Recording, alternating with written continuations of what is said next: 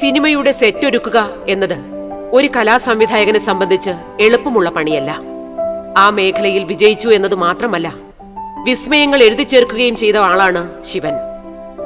കലാമൂല്യമുള്ള സിനിമയുടെ ഭാഗമായി നിന്ന് പ്രശംസകൾ ഒരുപാടളവിൽ നേടിയിട്ടും പുരസ്കാരങ്ങളൊന്നും നേടാൻ കഴിയാതെ പോയ നിർഭാഗ്യവാനുമാണ് അദ്ദേഹം. ഈ ആർട്ട് ഡയറക്ഷന് അവാർഡ് കൊടുക്കുന്നുണ്ടല്ലോ, എത്രയോ സീരിയൽ ചാനലുകാർ അവാർഡ് അനൗൺസ് ചെയ്യുന്നുണ്ട്. ബെസ്റ്റ് ആക്ടർ, ബെസ്റ്റ് ആക്ട്രസ്, ഇങ്ങനെയുള്ളതല്ലാതെ ഒരൊറ്റ ആർട്ട് ഡയറക്ടർക്ക് അവാർഡ് കൊടുത്ത് കേട്ടിട്ടുണ്ട്? ആരുമില്ല. ഒരുപാട് ചാനലുകാരും എല്ലാവരും ചെയ്യുന്നുണ്ട്, ആരുമില്ല. അപ്പോൾ കാരണം അതിനകത്ത് അത്രയേ ഉള്ളൂ അവർക്ക് അതിനെപ്പറ്റിയുള്ളത്. പിന്നെ കണ്ടു കഴിയുമ്പോൾ കൊട്ടിഘോഷിക്കാനൊക്കെ എല്ലാവരും തയ്യാറാണ്. അല്ലാതെ അതിനെപ്പറ്റി അതിൻ്റെ സ്ട്രെയിനോ ആ ഒരു നെസസിറ്റിയോ അറിയാവുന്നവർ വളരെ അപൂർവമാണ്. സമാന്തര സിനിമകളുടെ കലാസംവിധായകൻ എന്നറിയപ്പെട്ടതുകൊണ്ടായിരിക്കും മുഖ്യധാരാ സിനിമക്കാരും ഈ കലാകാരനെ ശ്രദ്ധിക്കാതെ പോകാൻ കാരണം. ഒരുപാട് കാലം സിനിമയിൽ നിന്നിട്ടും എണ്ണത്തിൽ വളരെ കുറച്ച് സിനിമകളുടെ പിന്നണിയിൽ നിൽക്കാനേ ഇദ്ദേഹത്തിനായുള്ളൂ. സിനിമ വിട്ടുനിൽക്കാൻ തുടങ്ങിയിട്ട് ഇപ്പോൾ കാലമേറെയായിരിക്കുന്നു. ഈ മാറി നിന്ന കാലയളവാണ് എനിക്ക് കുറേ കൂടെ നല്ലതായിട്ട് തോന്നുന്നത്. കാരണം സ്റ്റുഡിയോ ഗംഭീരമായിട്ട് കൊണ്ടുപോകാൻ പറ്റി, അത് നല്ല നിലയിലായി. പിന്നെ ബാക്കിയുള്ള കാര്യങ്ങളും ഇതിനിടയ്ക്ക് 10 കൊല്ലം മുമ്പ് വൈഫ് മരിച്ചുപോയി. അപ്പം വീട്ടിൽ ആരുമില്ല എന്നുള്ള പ്രോബ്ലമായി. അപ്പോൾ ഈ സർപ്പക്കാവെന്ന് പറഞ്ഞാൽ നമ്മൾ ആരാധിച്ചുകൊണ്ടിരിക്കുന്നൊരു സംഗതിയാണ്. അത് ദിവസം വിളക്ക് കത്തിച്ചില്ലെങ്കിൽ അതിൻ്റേതായിട്ടുള്ളൊരു ബുദ്ധിമുട്ട് വരും. അപ്പോൾ അത് തുടർന്ന് നടത്തണമെന്നുണ്ടെങ്കിൽ ഇങ്ങനെയുള്ള പരിപാടിക്ക് പോയാൽ അത് നടക്കുന്നില്ല. അങ്ങനെ അതുകൊണ്ട് സിനിമയിൽ നിന്ന് മാറിയേ ഉള്ളൂ. പിന്നെ കമേഴ്ഷ്യലായിട്ട് ആരും വിളിക്കത്തില്ല.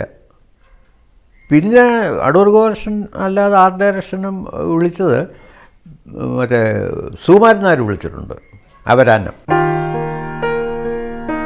ശിവൻ എന്ന കലാകാരൻ തന്നെ അറിയിക്കാൻ കുറേയേറെ സിനിമകൾ ചെയ്തു. ആ സിനിമകളിലൂടെ തന്റെ കഴിവ് ചലച്ചിത്ര ആസ്വാദകർക്ക് ബോധ്യപ്പെടുത്തി കൊടുക്കുകയും ചെയ്തു.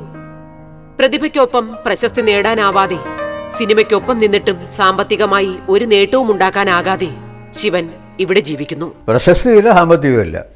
സാമ്പത്തികമായിട്ട് ഉണ്ടാക്കിയതൊക്കെ ഞാൻ വേറെ അധ്വാനിച്ചുണ്ടാക്കിയതാണ്. അല്ല, സിനിമയുടെ പേര് സാമ്പത്തികമൊന്നും ഉണ്ടായിട്ടില്ല. വെറുതെ അത്രയും സമയം കളഞ്ഞു എന്നുള്ളത് കവിഞ്ഞ് നേട്ടങ്ങളൊന്നുമില്ല. വേണമെങ്കിൽ കോട്ടങ്ങളേ ഉള്ളൂ എന്ന് പറയാം സാമ്പത്തികമായിട്ട്. ഏറെ ചർച്ച ചെയ്യപ്പെട്ട ചില സിനിമകളുടെ അണിയറ ശില്പികളിൽ ഒരാളായ ഈ കലാകാരനെ ഇന്നത്തെ ചലച്ചിത്ര സദസ്സുകൾക്കൊന്നും അത്ര പരിചയം പോരാ. ഇന്നലെയുടെ ഈ സിനിമാക്കാരന് ഇനി ഒരു വട്ടം കൂടി സിനിമയിലൂടെ തന്നെ അറിയിക്കണമെന്ന് ആഗ്രഹവുമില്ല. സിനിമയിലോട്ട് ഇനി തിരിച്ചു പോകണമെന്ന് വെച്ചാൽ ഈ കണ്ടീഷന് വേരിയേഷൻ വരുത്തി പോകുന്ന പ്രശ്നമില്ല. അല്ലെങ്കിൽ പോകാം. കാരണം ദിവസം വൈകിട്ട് വീട്ടിൽ വരണം ഒന്ന്. പിന്നെ രണ്ടാമത്തെ കാര്യം, നമ്മുടെ വർക്കിനെ ഇഷ്ടപ്പെടുകയും അത് വേണമെന്ന് ആഗ്രഹിക്കുകയും ചെയ്യുന്നവർക്ക് മാത്രമേ പോകാൻ തയ്യാറുള്ളൂ. ഭാര്യയും 3 മക്കളും അടങ്ങുന്നതായിരുന്നു ഇദ്ദേഹത്തിന്റെ കുടുംബം. കലാകാരനായ ഭർത്താവിന്റെ കലാപ്രവർത്തനങ്ങൾക്ക് പിന്തുണയുമായി നിന്ന ഭാര്യ ഇന്നൊപ്പമില്ല. ഇതാണ് എൻ്റെ ഏക മകള് ശോഭന. അവൾ മയൂരി എന്നും പറഞ്ഞൊരു ചുരിദാർ സ്റ്റിച്ചിങ്ങും ഗാർമെൻറ്റ്സ് മേക്കിങ്ങും എല്ലാം കൂടെ ഒരു പരിപാടി നടത്തിക്കൊണ്ടിരിക്കുക ഇവിടെ.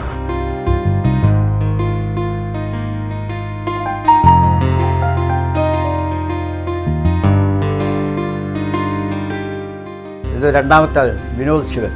ഇവനാണിപ്പോൾ സ്റ്റുഡിയോ നടത്തുന്നത്. ഇവന് വലിയ still photography, videography well equipped studio ആയിട്ട് നടത്തുകയാണ് ഇപ്പോഴും. അതുകൊണ്ട് കേരളത്തിലെ വലിയ സ്റ്റുഡിയോ എന്ന് തന്നെ വേണമെങ്കിൽ പറയാം. പിതാവിന്റെ പാത പിന്തുടരാൻ മക്കൾക്കായില്ലെങ്കിലും നിശ്ചല ഛായാഗ്രഹണ രംഗത്ത് പ്രശസ്തരാണ് മക്കൾ.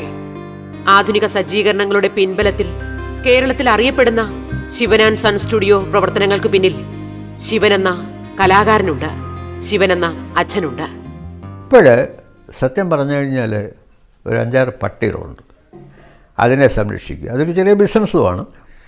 പിന്നെ മോക്കൊരു മയൂരി എന്നും പറഞ്ഞൊരു ഗാർമെൻറ്റ്സ് മേക്കിംഗ് കടയുണ്ട്. അവിടെ ഫാബ്രിക് പെയിൻറ്റിങ് വരും. അത് ആ വർക്കുകളെല്ലാം ഞാൻ ഇവിടുന്ന് ചെയ്ത് കൊടുക്കും.